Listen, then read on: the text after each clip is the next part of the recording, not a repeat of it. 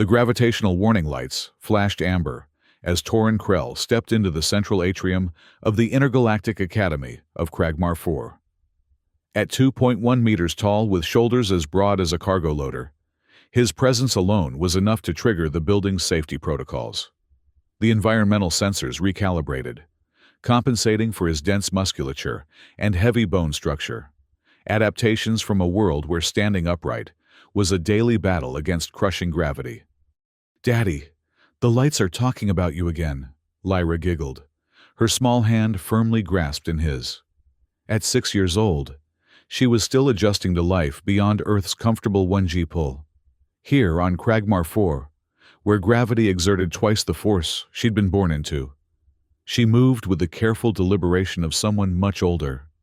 Turan's lips curled into a gentle smile, a stark contrast to the harsh lines of the battle scars that mapped his face.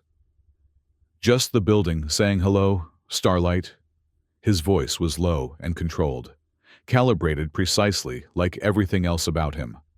The receptionist's 4 eyes widened as they approached. The Gandorian skin shifted through various shades of blue, a physiological response Torin recognized as fear mixed with revulsion. The Academy prided itself on being the most diverse educational institution in the quadrant.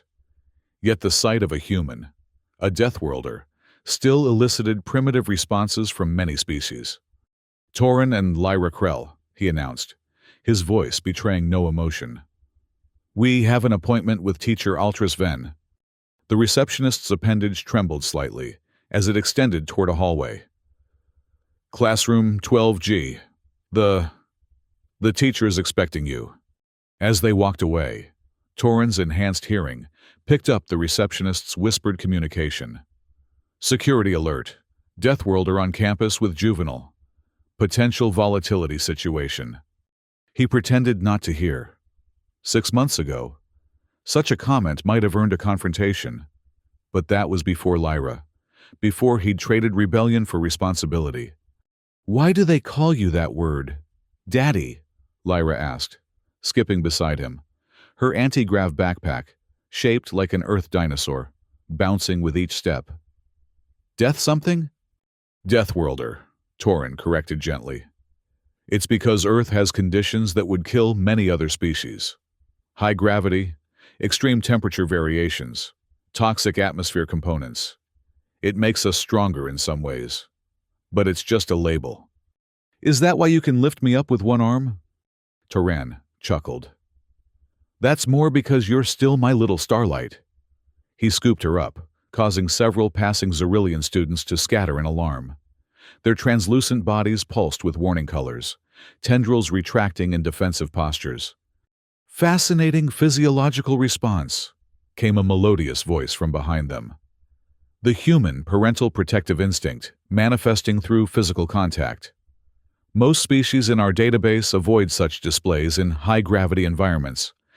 Turan turned to find a tall, willowy being with silver-gold skin that seemed to flow like liquid metal. This was Altris Ven, Lyra's multi-matter teacher, according to the Academy records.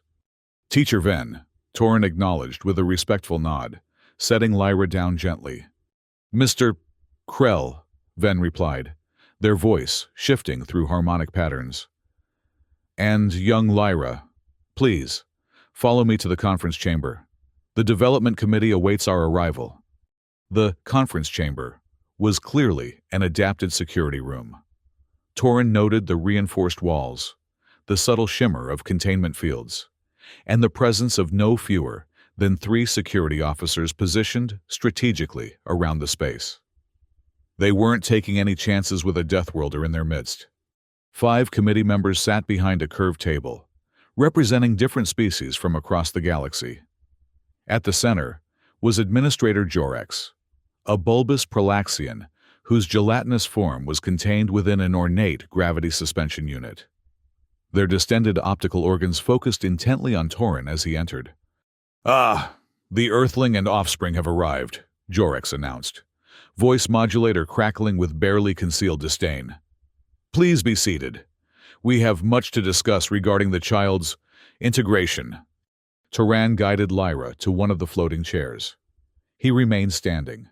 The furniture was clearly not designed to support his mass. Teacher Ven has reported that your offspring demonstrates unusual capabilities. Jorex continued. Heightened reflexes, concerning strength levels, and potentially dangerous stress responses. She's a normal human child, Torin replied evenly.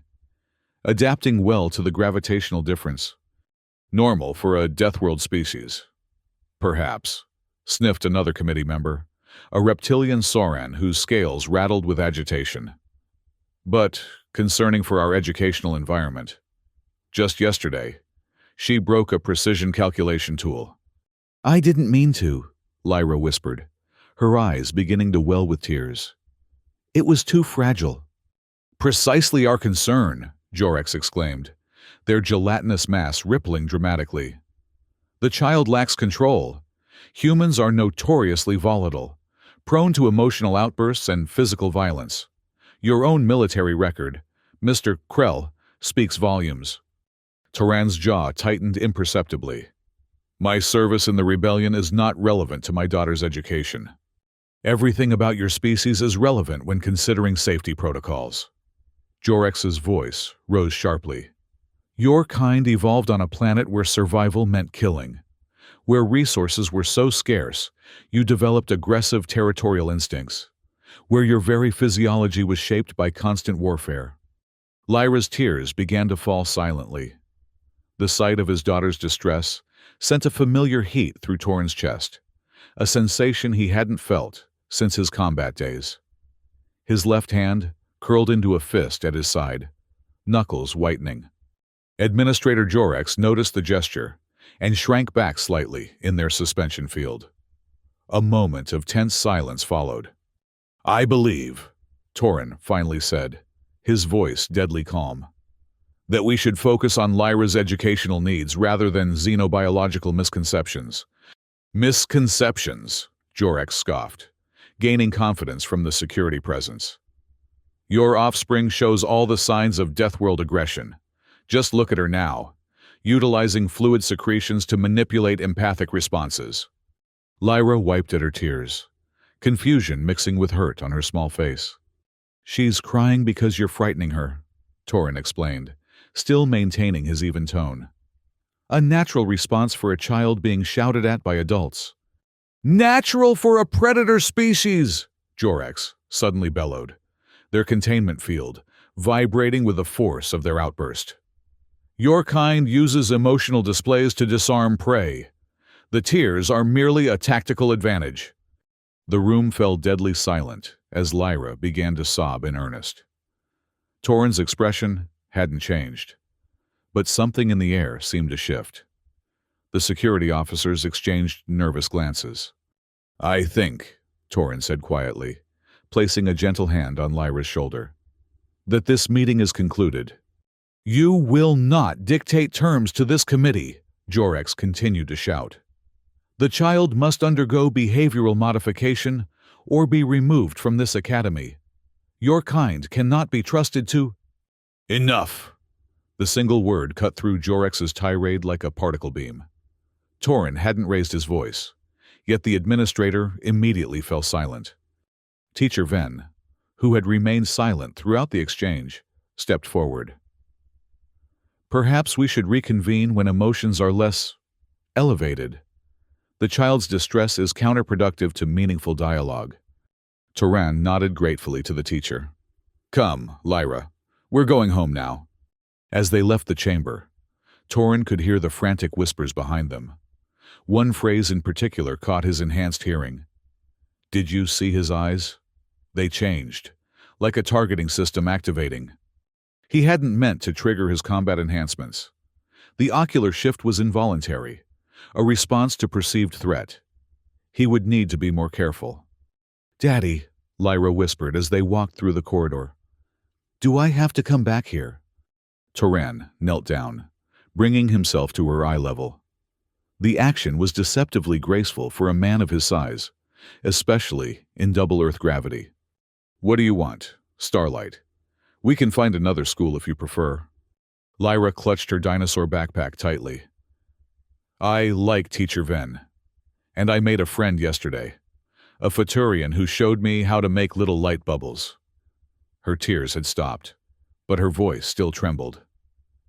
I don't want to run away just because someone was mean.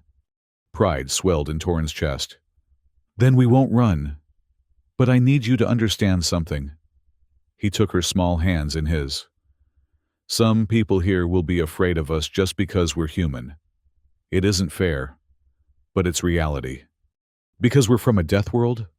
Yes, but being strong means we have a responsibility to be gentle, to prove them wrong through our actions, not our words. Can you do that?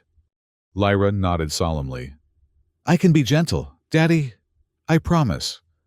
That's my brave girl. He kissed her forehead. Now, let's get some ice cream. I hear they make a passable vanilla substitute in the Commerce District. As they exited the Academy grounds, Torin was acutely aware of the security drones tracking their movement. News of a Deathworlder's presence would spread quickly on Kragmar 4. He'd need to prepare Lyra for what was coming. For now, though, ice cream seemed like the right priority. Some battles could wait until tomorrow. The next morning, Torin spent extra time helping Lyra prepare for school. He braided her dark hair into an intricate pattern he'd learned during his time with the Centaurian resistance fighters. Practical, yet beautiful, keeping every strand securely in place, even in variable gravity. Will they be nicer today? Lyra asked, as she pulled on her uniform, a shimmering fabric that adjusted to the wearer's specific environmental needs. I don't know, starlight, Torin answered honestly. But remember what we practiced? Lyra stood straighter, her small face serious. If someone is mean, I take a deep breath. I don't have to make them like me. I just have to be myself. And if anyone tries to hurt you? I call for a teacher. If no teacher comes, I use the emergency comm. She tapped the small device disguised as a decorative pin on her collar. And if I'm really in danger, I use the techniques you taught me, but only enough to get away. Torin nodded, satisfied. He'd spent the evening teaching her basic defensive movements, how to break a hold, how to use an opponent's momentum against them, how to create distance. He hoped she would never need these skills. But living on the edge of civilized space had taught him the value of preparation.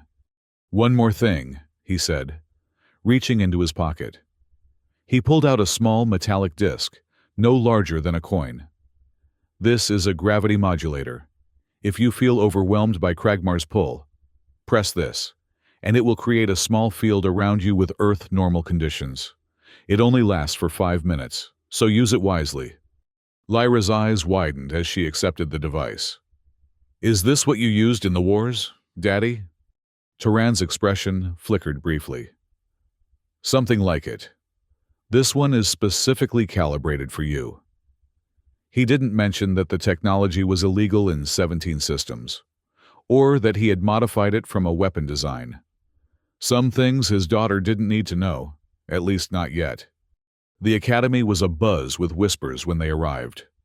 Students of various species clustered together, their communication appendages working overtime as they stared openly at the human pair. Torin recognized the phenomenon for what it was. His confrontation with the committee had already become legend. Teacher Ven met them at the entrance to Lyra's classroom.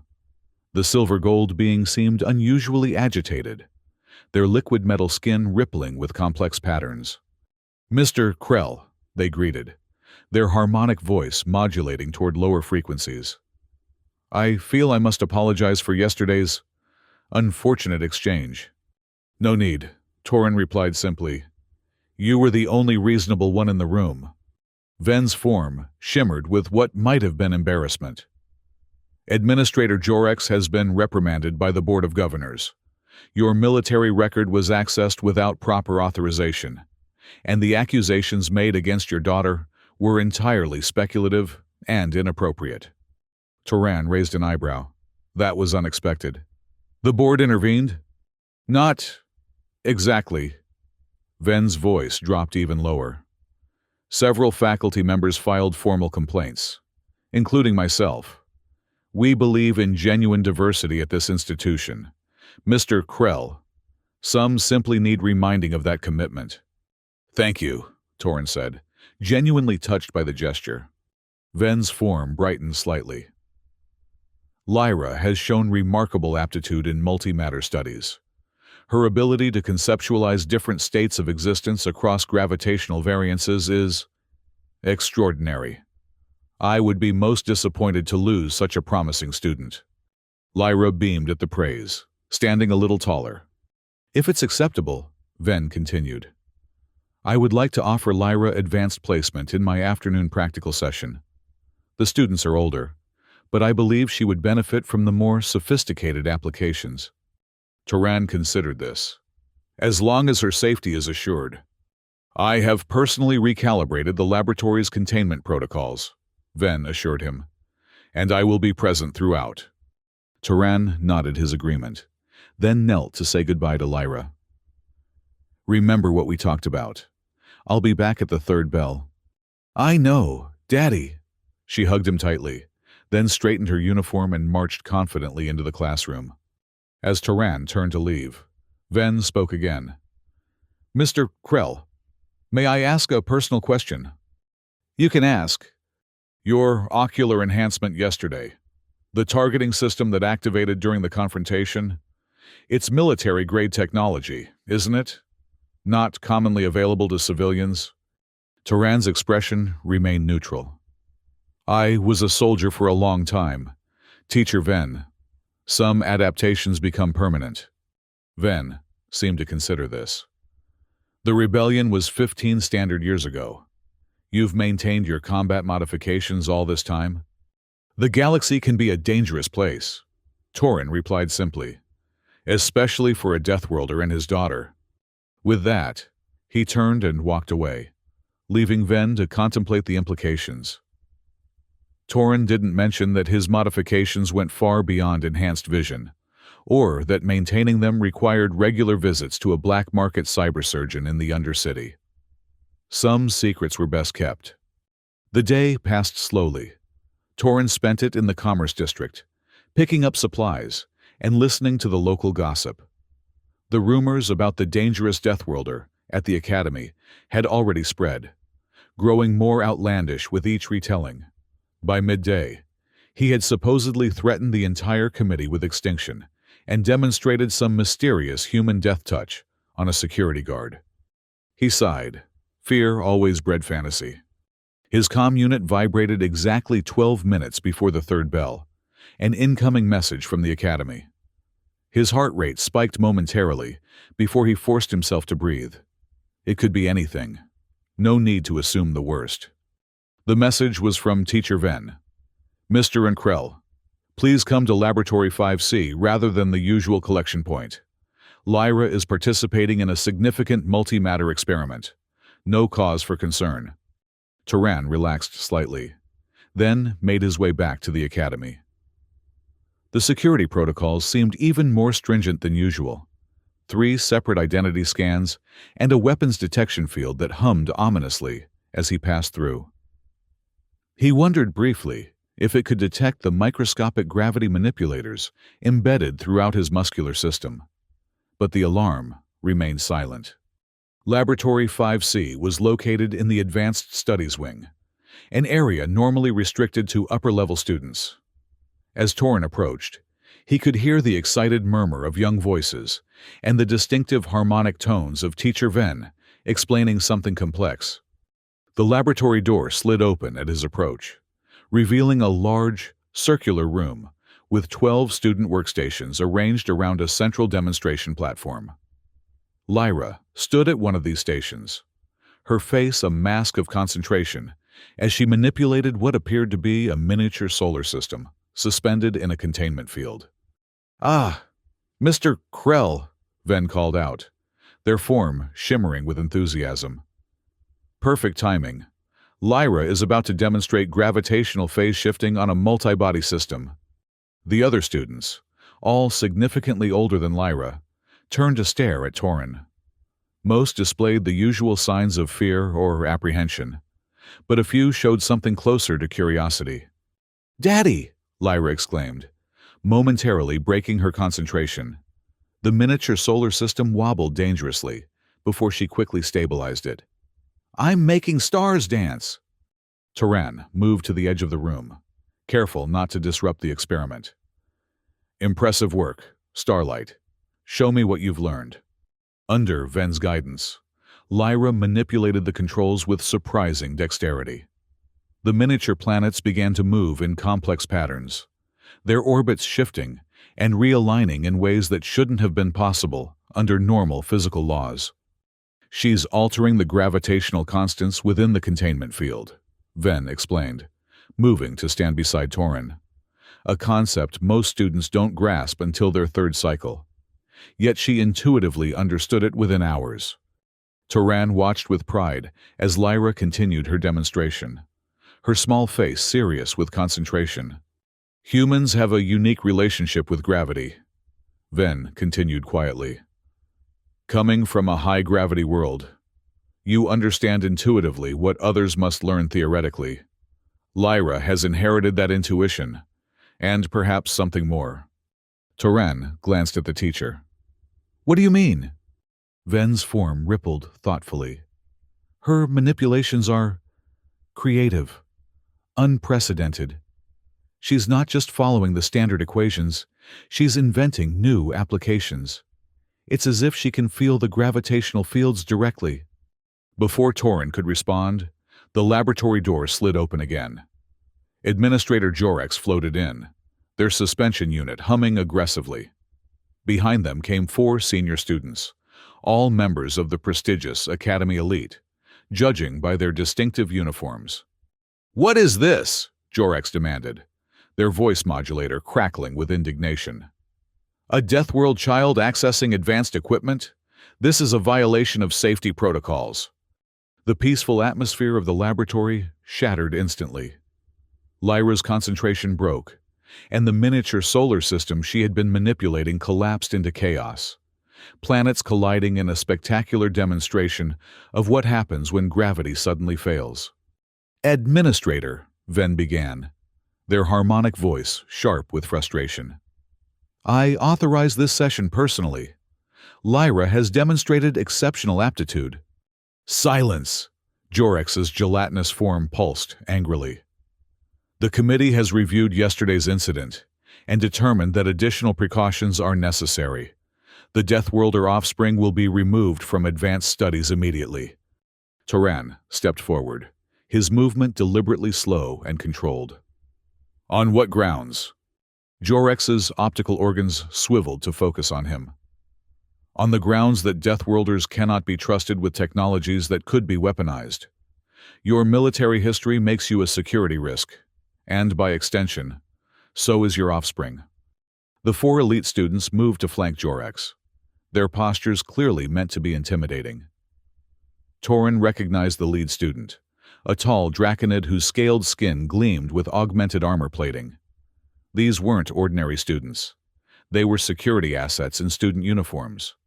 My daughter has done nothing wrong, Torin stated calmly, and my past is irrelevant to her education. Your past is precisely the issue, the draconid student interjected, his voice a menacing hiss. The records show you weren't just any soldier in the rebellion. You were a gravity specialist, a planet killer. A hush fell over the laboratory.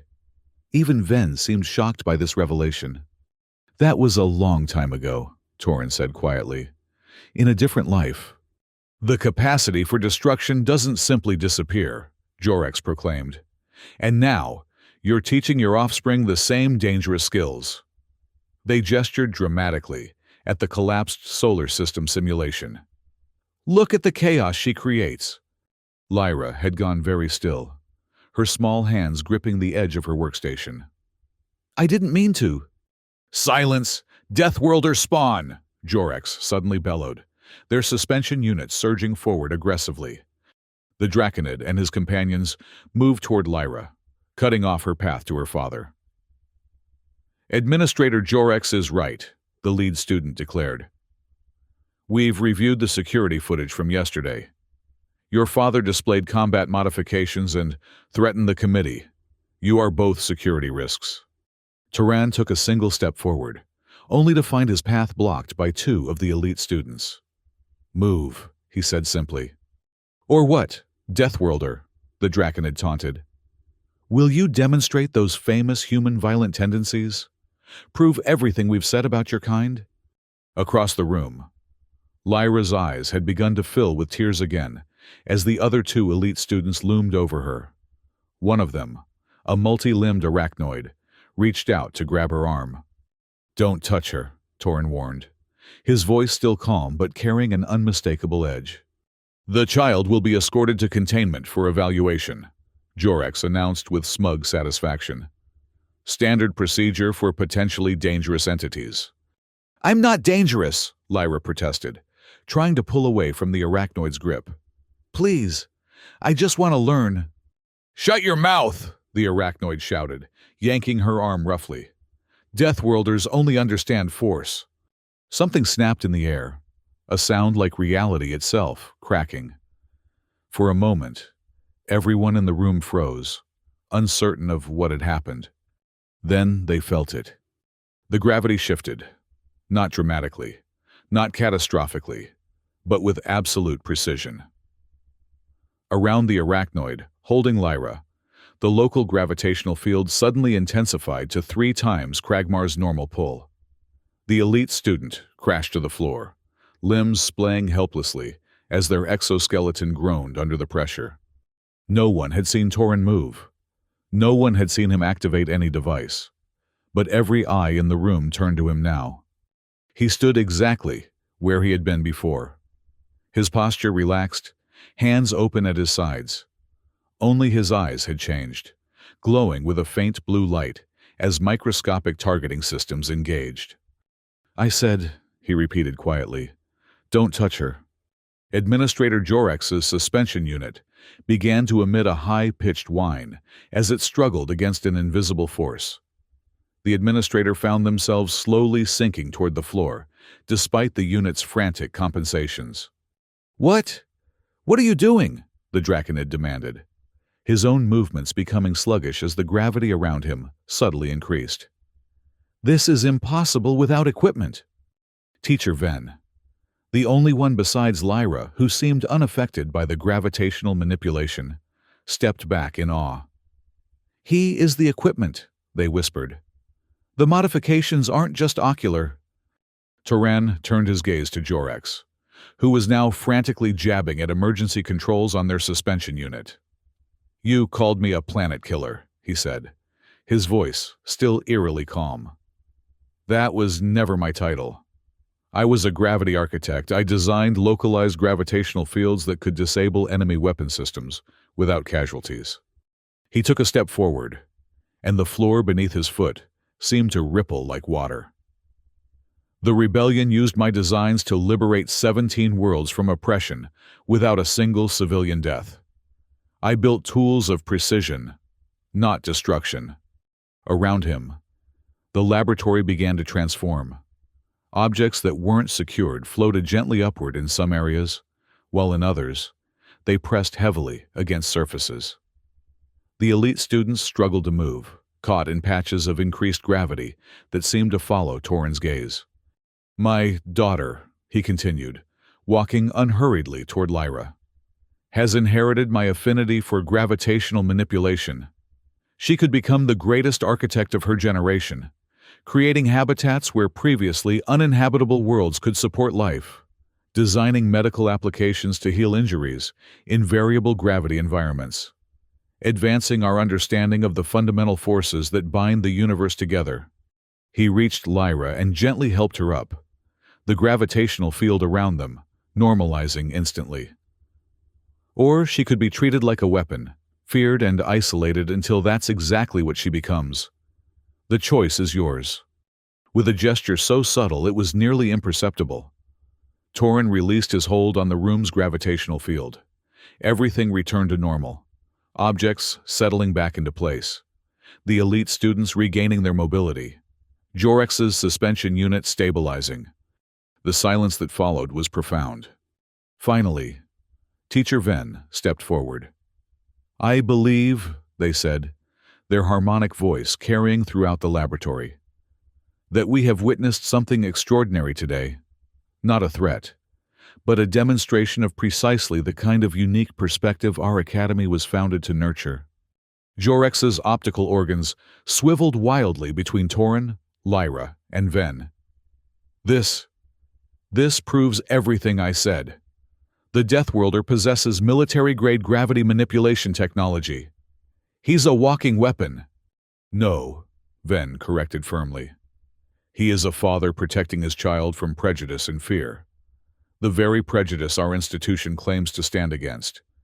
The Draconid student, recovering his composure, hissed menacingly. This incident will be reported to the Galactic Security Council. Illegal gravitational manipulation carries a minimum sentence of 20 standard years in an isolation colony. Turan regarded him calmly. Report what you wish. I've hidden nothing. Every modification I carry was properly registered with the Rebellion Veterans Administration. The technology was decommissioned for military use, not civilian application. He turned to Jorex. You accessed my military record without authorization. Did you also access my medical clearance, my technological registration certificates, or did you simply see Deathworlder and assume the worst? Jorex's gelatinous form contracted slightly, a clear sign of embarrassment. I thought not, Torin concluded. He looked down at Lyra, who was watching the exchange with wide eyes. Come, Starlight. I think we're done here for today. As they turned to leave, Ven spoke again. Mr. Krell, would you consider a compromise? Toran paused, listening. The Academy would benefit tremendously from your expertise. Ven continued. Perhaps a special lecture series on gravitational architecture? And Lyra could continue her studies under proper supervision. Mine, specifically. The offer was tempting. Torin had spent years hiding his abilities, taking whatever work he could find that wouldn't trigger background checks or security scans. The chance to use his knowledge openly again, to perhaps create something beneficial rather than destructive. I'll consider it, he replied finally. But first, I believe Administrator Jorex owes my daughter an apology. All eyes turned to the floating administrator, whose suspension unit now hovered at its lowest setting, bringing them eye level with Lyra. Jorex began, their voice modulator crackling with static. The Academy regrets any distress caused by misunderstandings regarding your capabilities. It wasn't much of an apology, but Torin could see the fear in Jorex's optical organs. Fear wouldn't build bridges. Only time and understanding could do that. Thank you, Administrator, Lyra said formally, straightening her uniform with a dignity that belied her 6 years. I hope we can work together in the future. Toran felt a surge of pride so intense, it nearly overwhelmed him. In that moment, his daughter had shown more maturity and grace than anyone else in the room. We'll return tomorrow, he told Ven, after the board has had time to consider their position on Deathworld students. With that, father and daughter walked out of the laboratory, leaving behind a room full of stunned silence and, perhaps, the first seeds of understanding. That evening, as Torin helped Lyra prepare for bed in their small apartment on the outskirts of the Academy district, his comm unit chimed with an incoming transmission. The sender identification showed the official seal of the Academy Board of Governors. What is it, Daddy? Lyra asked, clutching her stuffed earth animal, a tiger, as she climbed under the gravity-adjusted blankets. A message from the school, Torin replied, scanning the contents. It seems we've caused quite a stir today. Are they going to make me leave? Her voice was small but determined. Because I still want to stay. Teacher Ven said I have a gift. Turan sat on the edge of her bed, the frame creaking slightly under his weight despite its reinforced construction.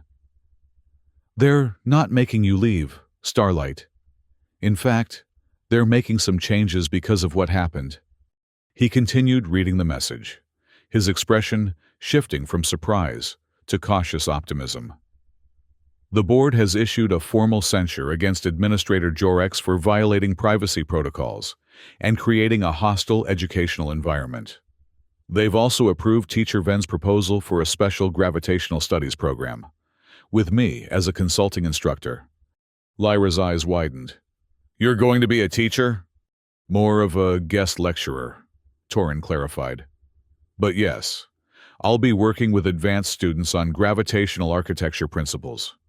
He hesitated before adding, and they've invited you to participate in a modified curriculum focused on your unique abilities. Does that mean I'm special? Lyra asked, yawning despite her excitement. Toran smiled, tucking the blankets around her. You were always special, Starlight. Now they're finally beginning to see it too. As Lyra drifted off to sleep, Torin moved to the apartment's small balcony, staring out at the unfamiliar constellations of Cragmar 4's night sky. The message from the board contained one more detail he hadn't shared with Lyra, a notation that several other Deathworld families had applied for admission following news of today's events. For 15 years, he had hidden what he was, what he could do. He had buried the gravity architect beneath the label of Deathworlder, accepting the fear and prejudice as the price of anonymity.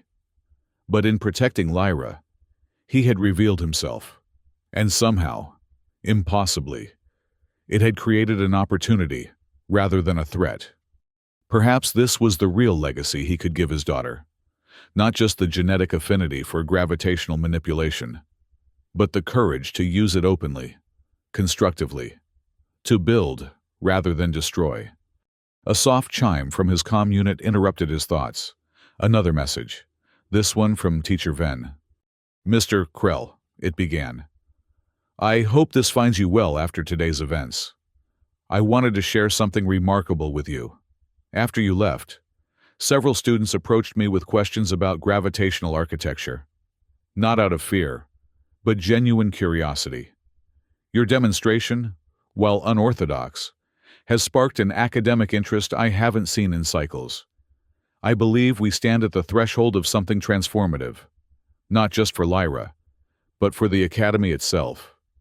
Rest well, and know that you have at least one ally eager to explore this new frontier. Toran closed the message, a cautious hope blooming in his chest. One ally was more than he'd had yesterday. It was a start.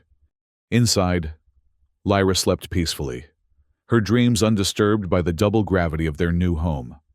Tomorrow would bring new challenges, new prejudices to overcome, but also new possibilities. The galaxy had learned to fear Deathworlders. Perhaps now, it could learn to understand them as well.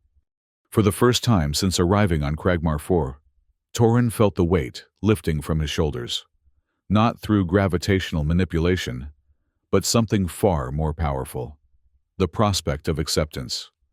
The following weeks brought changes to the Academy, at a pace that surprised even Torin.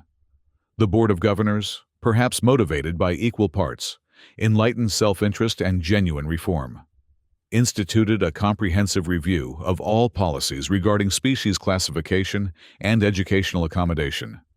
Administrator Jorex had been reassigned to a remote administrative position, officially a lateral move, but understood by all as a demotion. In their place, a new administrator was appointed, a former diplomat from the Galactic Union who had specialized in interspecies conflict resolution. Toran's lecture series on gravitational architecture proved unexpectedly popular.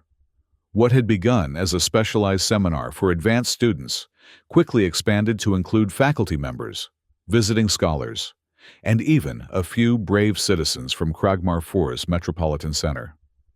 The fear that had initially greeted his presence gradually transformed into something resembling respect, or at least professional curiosity. For Lyra, the changes were even more profound. Under Teacher Ven's guidance, she blossomed in a curriculum tailored to her unique abilities and learning style. The modified program included students from various species who shared her intuitive understanding of physical forces, creating a diverse cohort where differences were celebrated rather than feared. Most surprisingly, The elite students who had confronted them in the laboratory had undergone their own transformation. The Draconid leader, whose name, Torin learned, was Nexor, had approached him after a lecture with unexpected humility.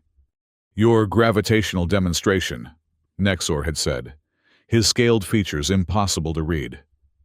"It was not what I expected from a Deathworlder." "What did you expect?" Torin had asked. "Destruction. Chaos." Nexor's secondary eyelids had blinked rapidly, a sign of discomfort.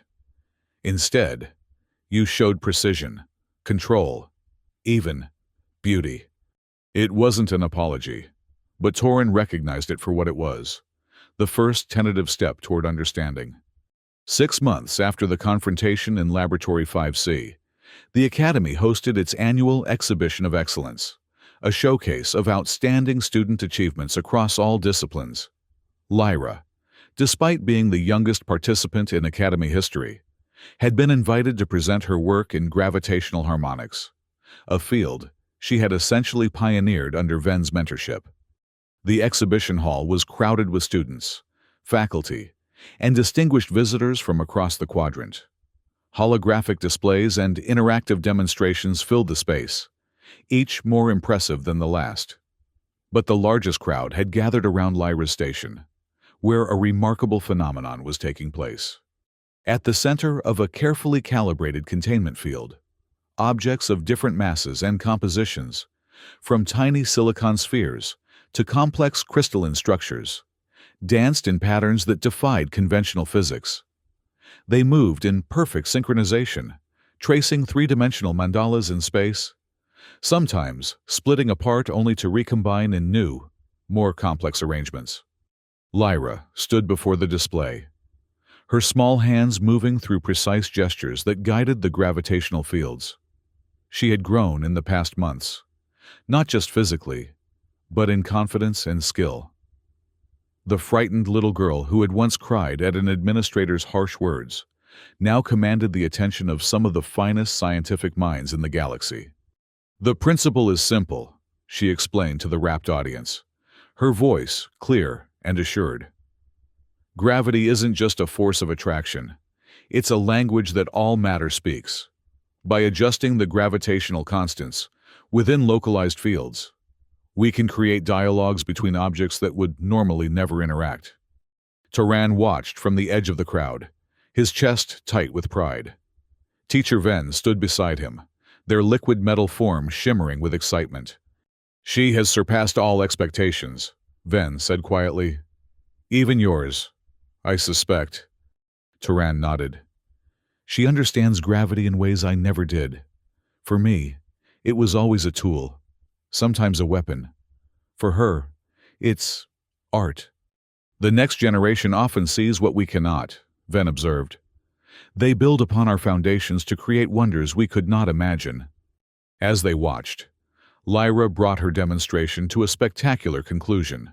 The dancing objects gradually converged, forming a perfect miniature replica of the Academy itself, each component finding its place in the greater structure with seamless precision.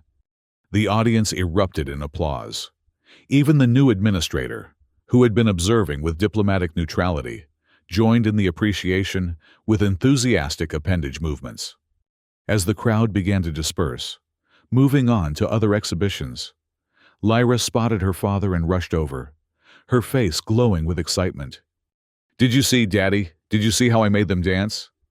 Toran knelt down, enfolding her in a gentle embrace despite the punishing gravity. "I saw starlight. It was beautiful. Teacher Ven says I might be able to help design new habitats someday, places where different species can all live comfortably, even if they need different gravities."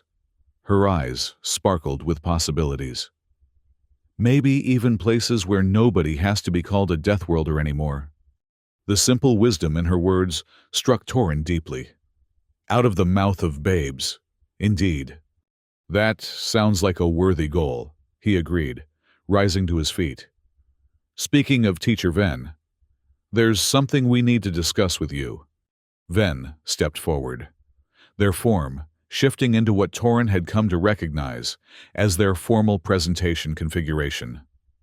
Lyra Krell, the Board of Governors has reviewed your work and made an unprecedented decision. They wish to establish a new academic track in gravitational harmonics, with you as the founding student. Lyra's eyes widened. A whole new track, just for me?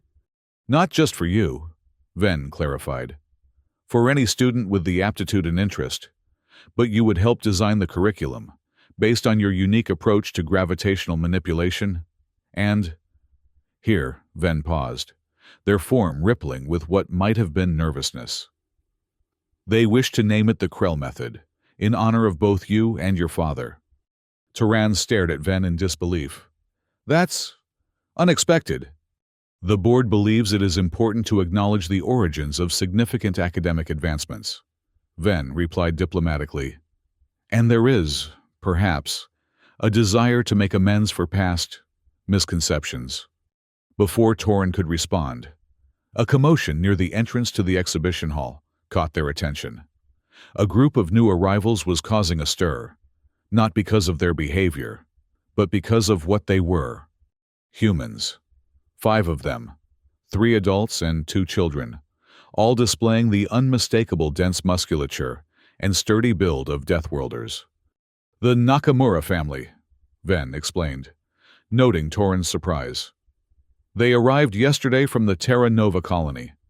The parents are xenobiologists, and their children displayed some unusual aptitudes that the colonial schools couldn't accommodate. They came because of us, Lyra whispered, clutching her father's hand. Because they heard about what happened.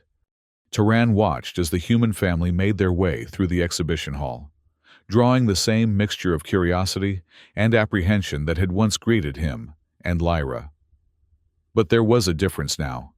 The fear seemed tempered by something else. Interest, perhaps, or the beginning of understanding. Daddy, Lyra said suddenly, tugging at his hand. Can I go talk to them? The children look scared. Turan looked down at his daughter, this remarkable, brave little person who had unknowingly changed the course of an entire institution. Of course, Starlight. Show them they have nothing to fear. As Lyra ran off to greet the newcomers, Ven turned to Torin. You realize what's happening, don't you? This is just the beginning. Word is spreading throughout the quadrant that the Academy has successfully integrated Deathworld students. Others will come. Is that a problem? Torin asked, his voice carefully neutral. Ven's form shifted through a complex series of patterns that Torin had learned to interpret as thoughtful consideration. Not a problem. A responsibility. The Academy must evolve to truly become what it has always claimed to be. A place where all forms of intelligence and ability are nurtured, regardless of origin. Across the hall, Lyra had reached the human family. The 2 children, a boy and girl, both older than Lyra but clearly intimidated by their new surroundings, were listening as she gestured animatedly, occasionally pointing back toward her gravitational display. She's telling them about her demonstration, Torin observed, trying to make them feel welcome. She has your gift for building bridges, Ven noted, though perhaps with more diplomatic flair. Turan smiled at that. She takes after her mother in that regard. Amelia could talk her way out of a black hole. It was the first time he had mentioned Lyra's mother since arriving at the Academy. The pain of that loss had diminished over the years, but never truly faded. I've often wondered, Ven said carefully, what brought you to Kragmar 4? With your abilities, you could have settled anywhere in the galaxy. Many places with environments far more comfortable for Deathworlders. Turan watched as Lyra led the Nakamura children toward her exhibition, her natural enthusiasm breaking through their reserve. Amelia always believed that change happens at the boundaries, the places where different worlds meet and clash. She was a xenoanthropologist before the war. She studied how species with vastly different physiologies and psychologies could find common ground. He paused, memories washing over him. When we learned that Lyra had inherited my gravitational affinity, Amelia insisted that she needed to be educated somewhere that would challenge her, not just academically, but culturally. Somewhere her uniqueness would force others to reconsider their assumptions. A wise perspective, Ven observed, though perhaps she didn't anticipate quite how dramatic that reconsideration would be. Turan laughed softly. Actually, knowing Amelia, this is exactly what she would have hoped for. She always did have a flair for the revolutionary. Across the hall, Lyra had successfully integrated the Nakamura children into a group of students from various species. They were all gathered around her gravitational display, watching in awe as she demonstrated a simplified version of her techniques. Your daughter, Ven said quietly, may well change the galaxy. One gravity field at a time, Torin agreed. As the exhibition continued around them, Torin felt a sense of peace he hadn't experienced since before the war. He had spent so many years defined by what others feared in him, his strength, his specialized combat abilities, his Deathworld origins, always holding back, always careful not to confirm their worst suspicions. It had taken Lyra, and the primal instinct to protect her, to show him that what others feared could also be what they needed. Not despite its power, but because of it. The Deathworlder had remained calm until they yelled at his little girl. And in that moment, the galaxy had indeed learned fear. But what came after fear was something far more valuable. Respect, understanding, and perhaps, eventually, acceptance. As Turan watched his daughter building bridges between worlds with the same gravitational forces that he had once used to tear them apart, he knew that this moment, this place, this transformation was what Amelia would have wanted for them both. Not to hide their strength, but to channel it toward creation rather than destruction, to use the very qualities that made them feared to forge connections instead. In the high gravity of Kragmar 4, where every step required twice the effort, Torin and Lyra Krell had found something unexpected, a home, not because it was comfortable or familiar, but because it was where they were needed most. And in that need, in the challenge of overcoming fear and prejudice, in the opportunity to transform understanding, they had discovered their true gravity, the force that would anchor them to this place and these people, pulling together what once seemed impossibly distant, until the space between Deathworlder and Alien dissolved into something new, something stronger than either could be alone.